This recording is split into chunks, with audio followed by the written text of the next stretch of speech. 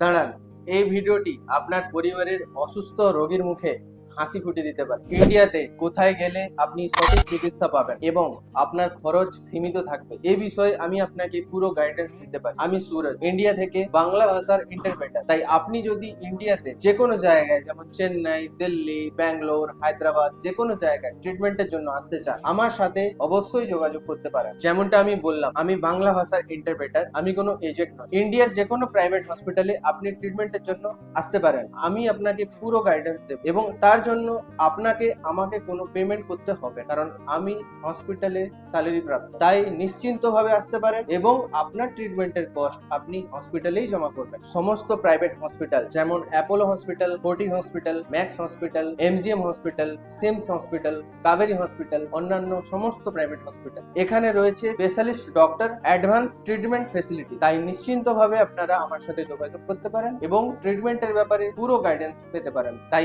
আজই আপনার রিপোর্ট আমাকে পাঠান এবং আমার সাথে কথা বলুন। আমি আপনার ইন্ডিয়ায় ট্রিটমেন্টের ব্যাপারে সমস্ত জিনিস খুব সহজভাবে করে দিতে পারি।